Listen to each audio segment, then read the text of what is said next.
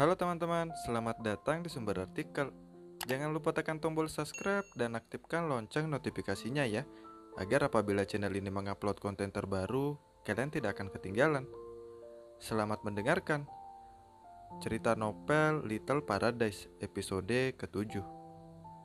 Brian tidak pernah merasa bersalah atas segala perlakuannya pada setiap perempuan yang dia bayar untuk ditiduri. Menurutnya, wanita jalang yang mencari uang dengan menjual diri itu tidak punya hak untuk bersuara. Dialah yang memberi uang. Sudah seharusnya mereka tutup mulut dan bersyukur bahwa masih ada orang yang mau memberikan mereka uang agar bisa bertahan hidup satu hari lagi. Tapi gadis itu berbeda. 2 minggu pasca bertemu gadis yang mirip dengan Resi, Brian sama sekali tidak bisa melupakannya. Dalam setiap mimpinya, selalu mengulang saat-saat ketika dia meninggalkan ruangan hotel.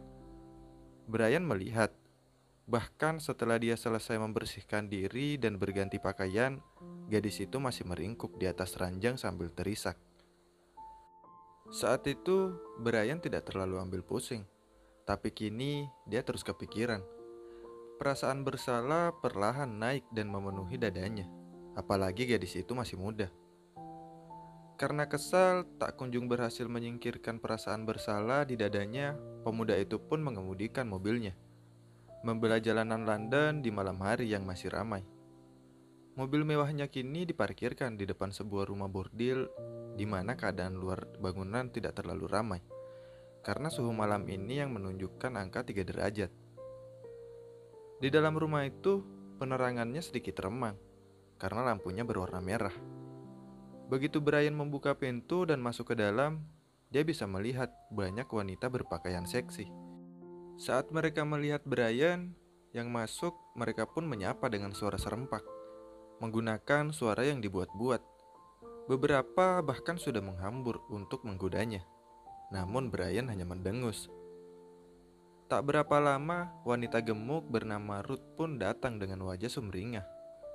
Wanita itu tak sengaja melihatnya ketika sedang berada tak jauh dari pintu masuk.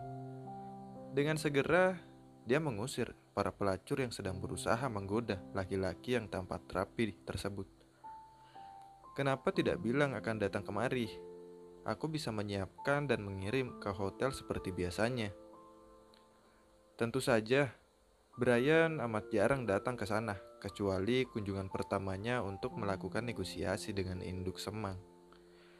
Bahwa dia bisa memberikan banyak uang selama mucikari itu bersedia mengirimkan setiap pelacur yang Brian pesan ke hotel yang sudah ditentukan. Makanya kedatangan kali ini cukup mengejutkan Ruth. Kau ingin memesan? Aku bisa mencarikan yang baru untukmu, katanya lagi setelah pelanggan di depannya masih diam dan melihat sekitar, seperti mencari seseorang. Sampai akhirnya pandangannya berhenti pada seorang gadis berambut coklat panjang dan sedang duduk di sebelah pria sedikit gemuk. Tangan pria itu sudah menyerangi paha sang gadis, dan Brian bisa melihat wajah gadis bernama Mischa, tampak jengah namun tetap memaksa meladeni dengan sabar. Tanpa menjawab, Brian hanya mengacungkan telunjuk, menunjuk gadis itu. Dia, Ruth menoleh, berusaha mengikuti arah telunjuk pemuda itu.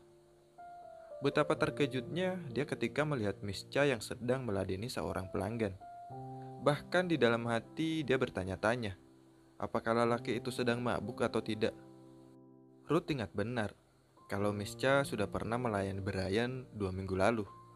Sementara Brian tidak ingin menyewa pelacur yang sama lebih dari satu kali pun sangat diingatnya, bahkan sudah di luar kepala.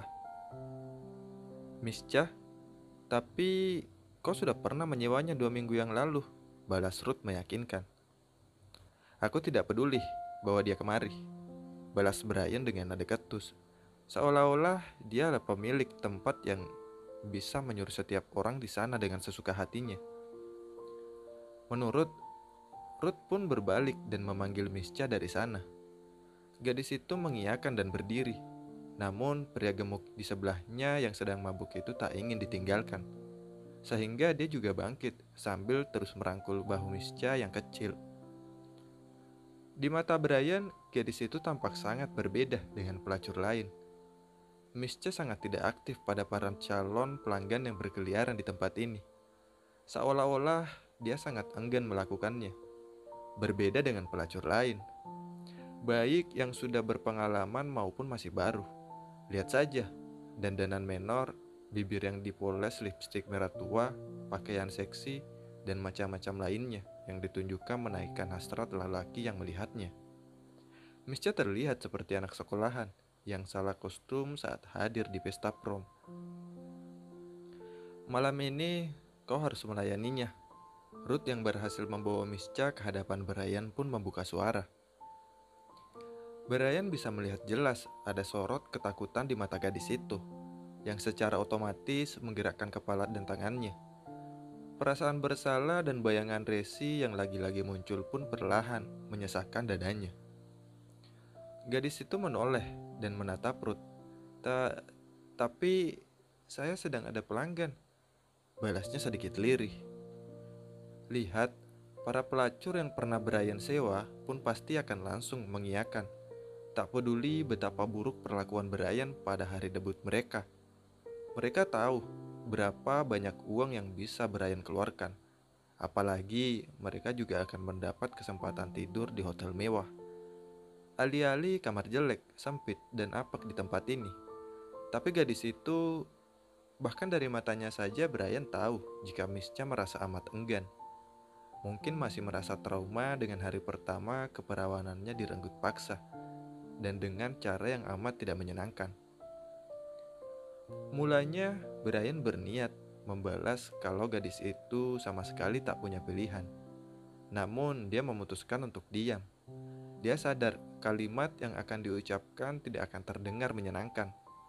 Sementara kedatangannya kemari adalah atas dorongan perasaan bersalah. Untuk apa dia datang kemari jika Brian lagi-lagi membuat gadis itu semakin takut padanya? Detik ini, Brian sangat ingin menertawakan dirinya karena punya pikiran gila dengan meminta maaf pada seorang pelacur. Apabila pelacur itu tidak mirip dengan sepupunya, jelas Brian tidak akan repot-repot mengingatnya. Kau tidak punya pilihan, atau kau senang jika utangmu tak akan pernah habis, makanya kau lebih memilih melayani orang dengan tarif kecil. Ruth jelas menyindirnya. Mungkin di dalam kepalanya, dia menganggap Mischa bodoh karena menolak rezeki. Salah satu pelanggannya itu bahkan bisa dan bersedia membayar 10 kali lipat lebih banyak daripada tarif normalnya. Mischa akan sangat bodoh apabila menolaknya begitu saja. Toh, biar begitu, penolakan Mischa tak akan memberikan efek apapun, karena Ruth pasti akan memaksa. Bisnisnya bisa cepat bangkrut jika menolak setumpuk uang di depan matanya. Pemuda itu masih bisa melihat ekspresi enggan dari pelacur muda di depannya. Semakin lama, dia semakin merasa Mischa sangat tidak cocok berada di tempat semacam ini. Perlahan gadis itu mengangguk, tanpa menatap mata Brian sama sekali. Dia berusaha melepaskan pria gemuk dengan bau alkohol yang menyengat di sebelahnya. Berusaha melepaskannya, namun Mischa kesusahan karena pria mabuk itu merangkul bahunya dengan cukup kuat. Ruth pun memberikan isyarat pada salah satu pelacur lain di dekat sana untuk membawa sang pria mabuk ke tempat lain. Setelah itu, pria mabuk itu berhasil dijauhkan dan beralih sibuk menyerangi pelacur lain. Mischa memberikan gestur, mempersilahkan tamunya untuk masuk ke salah satu kamarnya di sana. Sayangnya, tamu barunya hanya mendengus. Tidak di tempatku menjijikan ini, Brian pun berbalik. Ikut aku, bawa mantelmu, kutunggu di depan. Terima kasih telah menyimak sumber artikel ya. Jangan lupa tekan tombol subscribe dan aktifkan lonceng notifikasinya, agar apabila channel ini mengupload konten terbaru, kalian akan tahu. Jangan lupa like juga ya, beserta komentar sebanyak-banyaknya. Tunggu episode selanjutnya. Bye-bye.